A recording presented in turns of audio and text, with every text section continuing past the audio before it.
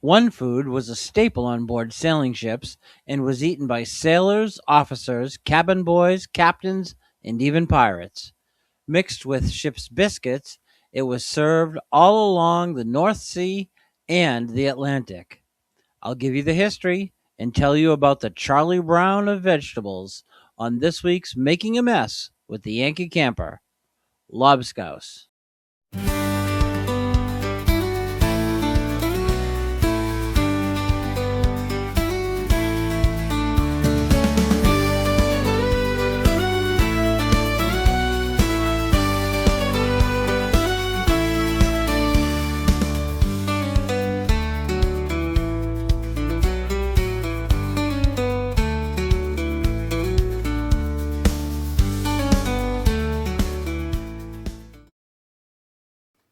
Lobscouse is a root vegetable stew, so we're going to put together the ingredients for this recipe using fresh vegetables. Now, root vegetables stay very well, and that's one of the reasons why lobscouse was used on ships. We'll start with a purple top turnip.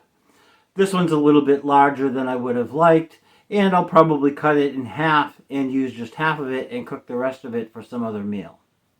I've taken my paper bag, I've marked it lobscouse, and I'm going to place it in the turnip. The next root vegetable that I'm going to use is a potato. This is a decent sized potato, and this will stay fairly well also. I've got a fresh carrot, and I'll place that inside. This is a shallot, sort of a small onion. It works really well for this recipe. We'll place that in the bag. I also have a 7-ounce package of shredded beef with broth. I'm going to place that in my paper bag. And I've mixed all of the dry ingredients into a small vial. I'll place that into the paper bag as well. The dry ingredients are made up of 1/4 teaspoon of thyme, a teaspoon of celery flakes, 1/4 teaspoon of salt. I use the coarse salt. If you're using table salt, you might want to use a little bit less. A dash of coarse ground black pepper. I prefer the coarse ground, but you can use regular ground pepper as well. And lastly, to act as a thickener, 1 tablespoon of potato flakes. I'll seal this bag up, and this will be my supper out at the campsite. In the meantime, let me share some history on lobscouse. Did you know lobscouse, also known as just scouse, is seafood? No, it doesn't have any fish or ocean-dwelling creatures in the ingredients. It's literally the food that was eaten by sailors. Probably originating along the Baltic Sea, it's most closely associated with Liverpool, which is situated along the Irish Sea. As a one-pot meal, it was traditionally made with salt beef or pork and incorporated onions in a broth. Ship's biscuits, or hardtack, would be added to thicken it to a stew. Potatoes were later added as fillers to stretch the meal, while reducing the overall cost, as vegetables were less pricey than meat or flour. By the end of the 1700s, the stew was being served in the alehouses of Liverpool to both sailors on shore and the dock workers. The recipe took on new dimensions, adding other root vegetables such as carrots and turnips, plus adding or substituting mutton as the meat based on availability.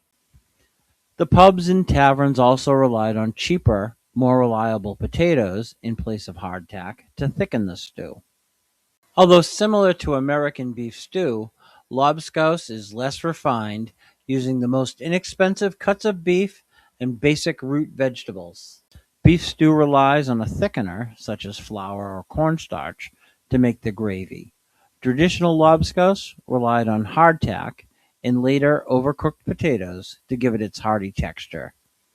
Beef stew also adds more spices, although I kicked this recipe up a notch with thyme, which would have been common in the 1700s, and added celery, which is used in the Norwegian variation for a more robust flavor. Lobscouse aboard ships would have relied on the salt from the beef or pork for seasoning. Use of black pepper or other fancy spices would have been cost prohibitive. Unless you were in the spice trade or a pirate, it's likely that gentlemen of fortune ate lobscouse, and if black pepper had been part of a recent booty, it probably would have been added to the scouse for flavor. The same could be said of red peppers in the Caribbean, where they'd have added some zest to the common food to overcome the blandness and mask ingredients that had passed their best if used by date. It's likely that all four of the Beatles grew up eating lobscouse, since the city of Liverpool is renowned as the center of more modern versions of the dish, with the residents being known as Scousers.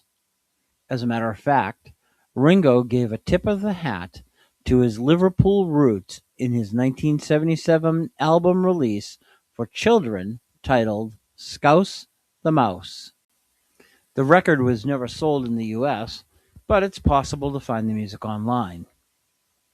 The city even recognizes its Lobscouse heritage every February 28th with Global Scouse Day, although global may be a bit of a stretch. No longer well known here in the States, it's certain that early 19th century East Indiamen out of Salem would have eaten lobscouse as part of their dinner meals. It's also more than likely that they took advantage of their peppercorn cargo from Sumatra to make the stew more palatable on the voyage back to Massachusetts' North Shore. So, while lobscouse doesn't have any New England roots, it certainly has Yankee ties.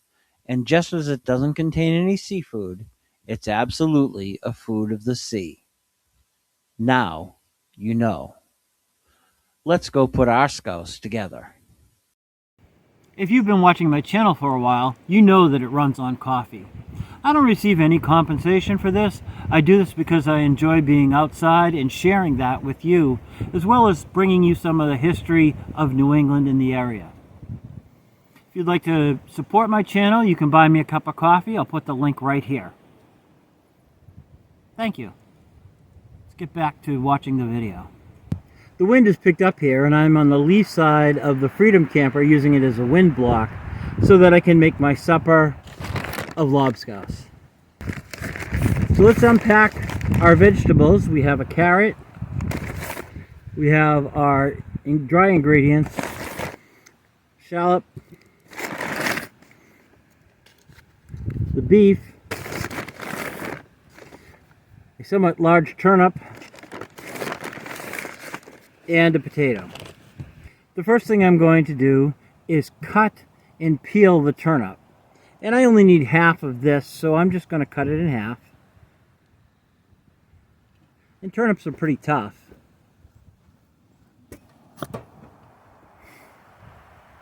And I'm just going to put that aside.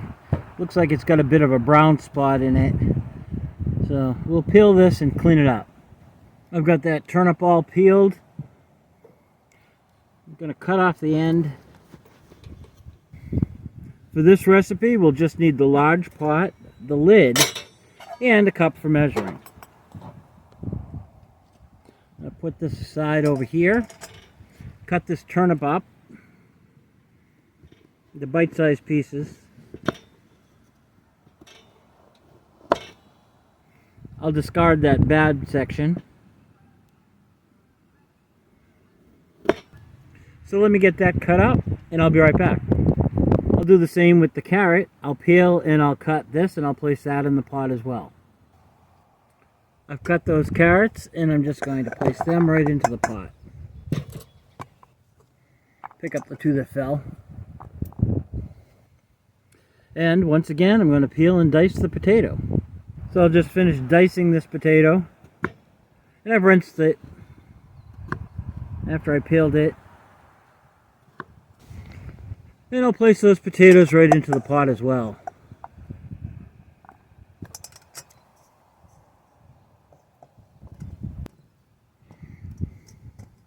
The last is our shallot. Just cut the ends off. And I'll dice this up as well. This being the early spring, some of the vegetables are a little tougher than others. but we'll put those onions in as well.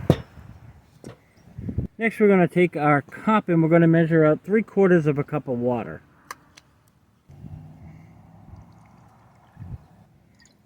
Using your fork, open your dry mixture and mix that right into the 3/4 of a cup of water. Give that a stir to let that all get mixed in. And then go ahead and pour that right into the pot. Now you're going to need another 3/4 of a cup of water. As you can see, there's some leftover in there. We'll just pour in another 3/4 of a cup of water. Stir that around to get all the rest of the bits. And pour that in as well. The last piece you're going to need is to open up your beef. This is all pre-cooked, so that works, but it's shredded, so it makes it easy. And put that right in on top. Using your spoon, just reach in and get all the rest of that beef out of the package.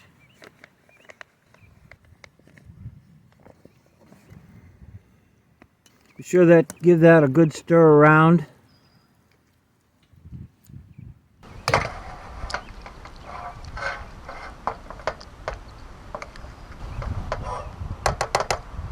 Go ahead and light the stove.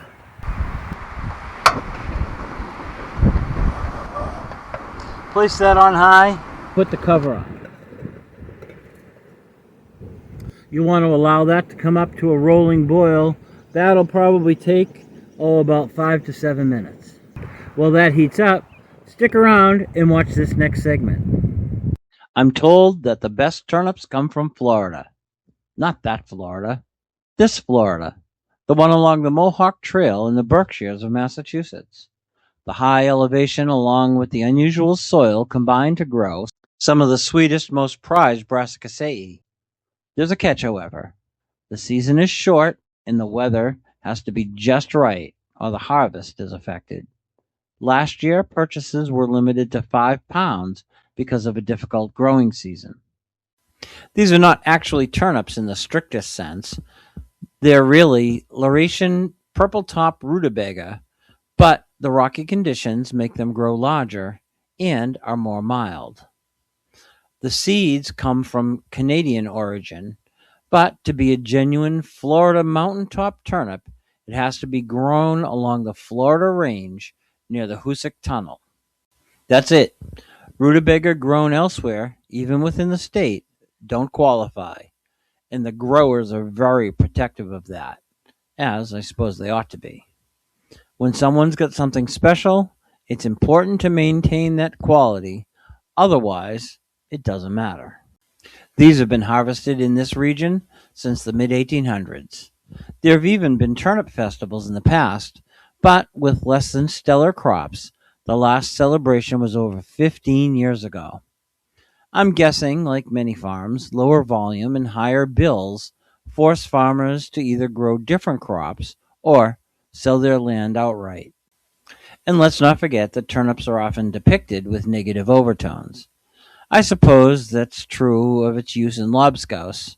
They're a hardy root vegetable that will stand up to the rigors of sea storage in barrels. As a matter of fact, the Pilgrims grew turnips in their first gardens at Plymouth Colony. They're incredibly nutritious, and unlike many similar foods, you can eat the root and the leafy tops. They've garnered a reputation as being food for the poor and farm animals. But turnips pair well with beef, and I saw a recipe for grilled turnip that I'm going to try this summer. I've never actually had this specific variety, although I'm a fan of turnips. Maybe it'll be a good year for Florida turnips. Maybe they'll have a festival. Maybe I'll have to take a ride out to the Mohawk Trail this fall and get a couple. Maybe this will be part of Thanksgiving dinner. Maybe that'll become an annual tradition. Apparently, May bees do fly this time of year. Now you know. Let's finish up supper at the campsite. As I started to cook, the wind kicked up. I went and got my wind guard. That'll just help to keep the flame nice and steady. So this pot has come up to a rolling boil. I'm just going to turn the temperature down.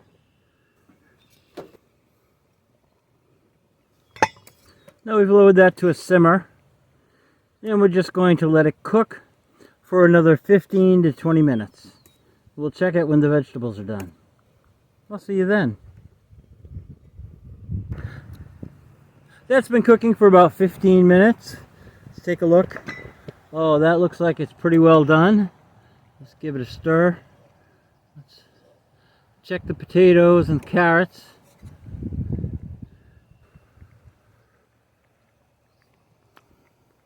Oh yeah, that's good. Grab me a piece of turnip here.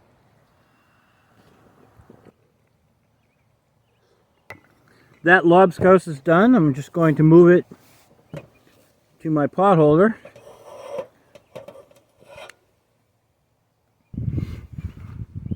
Now I'll serve this up.